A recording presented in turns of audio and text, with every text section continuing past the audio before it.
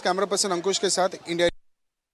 Well, we are at the Chorongi seat and we are joined by a few people. Again, we've come from Delhi to cover the Assembly 2026 elections. This is going to be very important, very high voltage elections that will be taking place, and we will be talking to the people to understand the mood, what it is on the table. We will be talking to them.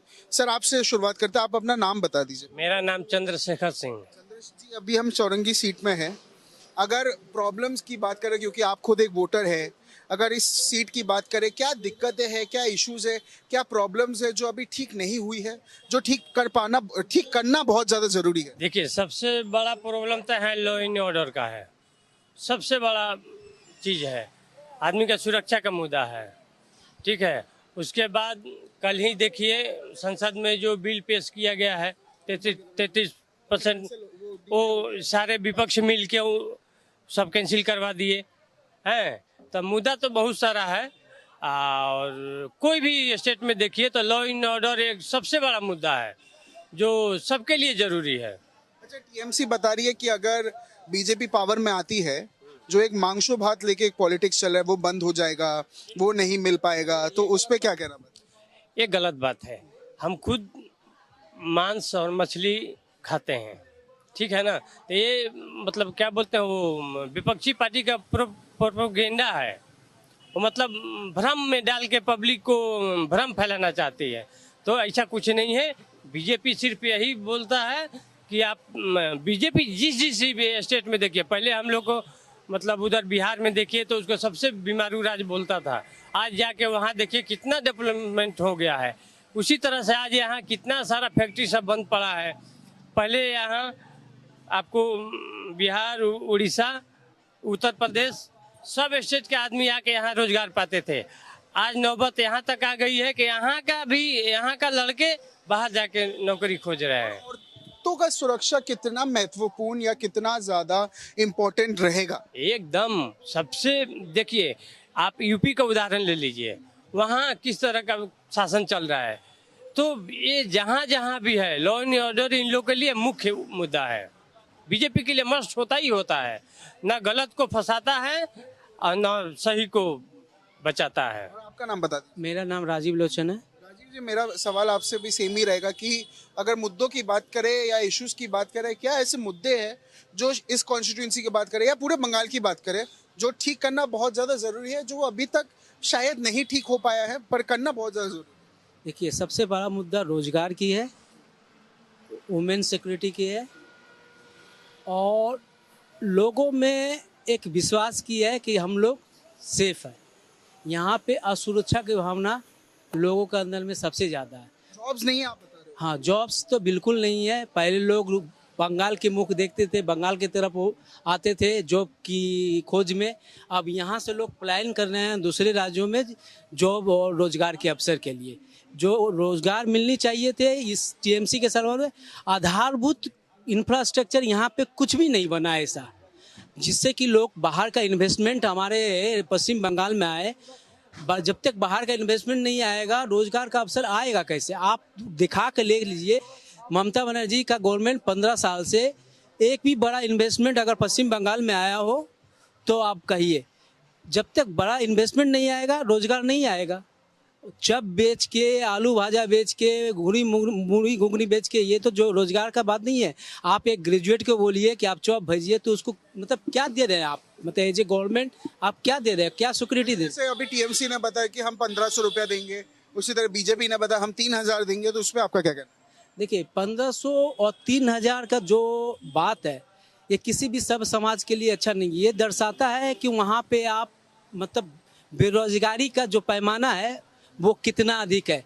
आप जब 1500 की लालच दे रहे हैं या 3000 की बात करते, ये नहीं है। लेकिन क्या होता है कि कुछ लोग जो पिछड़े रह गए हैं उनके लिए हमारा जो टीएमसी का है वो 1500 रुपया दे रहे हैं सभी को, जिसको मतलब जो अच्छे संपन्न घर के उसको भी 1500।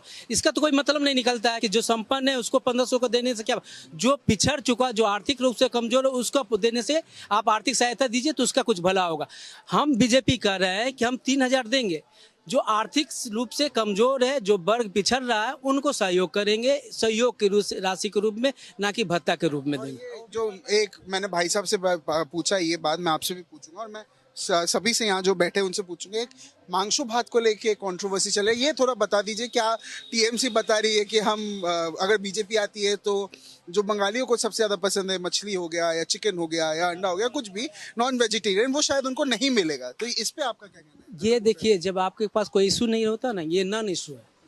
आप क्या खाते हैं, नहीं खाते हैं, मैं क्या खाऊंगा, कोई क्या मतलब मुझे रोक सकता है? मेरी अगर कुछ खाने की इच्छा होगी, it only entirely depends upon मी।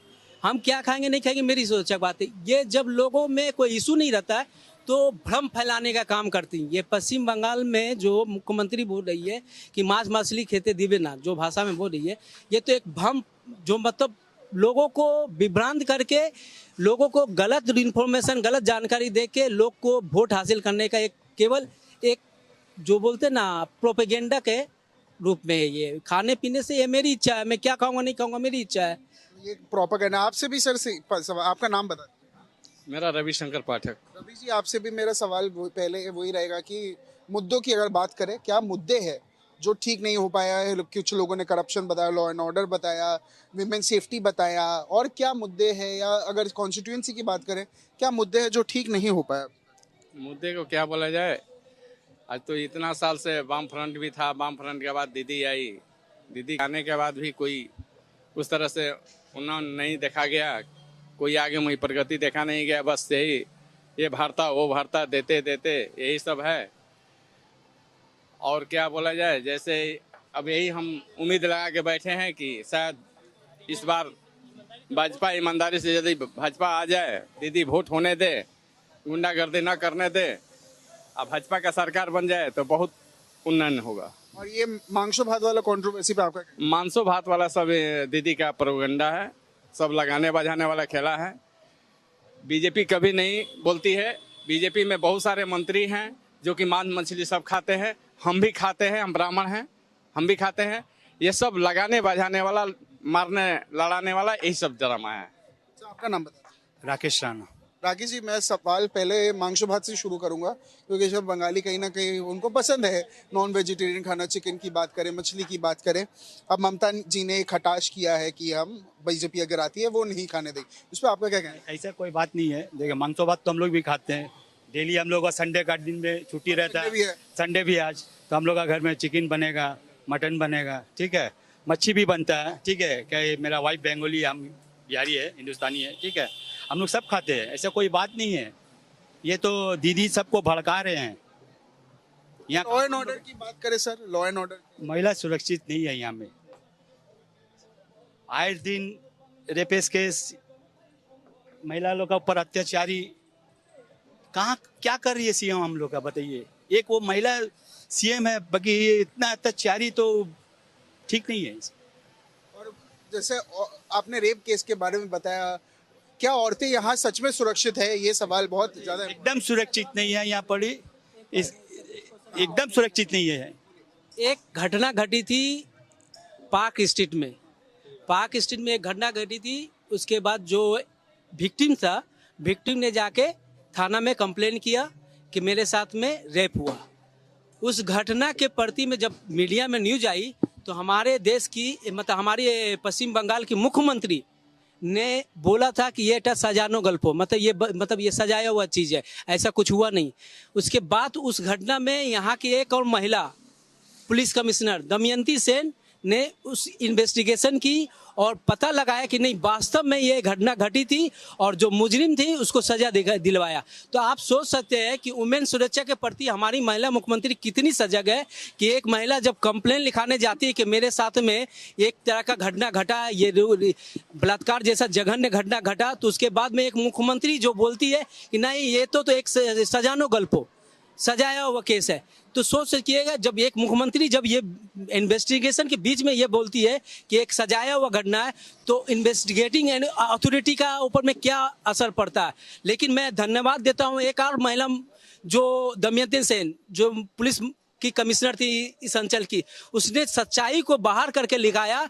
और हुआ क्या देखिए कि जब कोई आदमी किसी केस को क्रैक करता है, उसका समस्या को बाहर निदान करता है, तो उसको इनाम मिलना चाहिए। लेकिन हमारी महिला मुख्यमंत्री ममता बनर्जी ने उस महिला जो वास्तव में महिला कहलाने का अधिकार दमयंती सेन को, उसके बाद ऐसा मतलब संट पोस्ट दिया कि उसके बाद से दमयंती सेन को आम लोग पहचान भी नहीं पाए। आज दमयंती सेन कहाँ है लोग जानते भी नहीं हैं।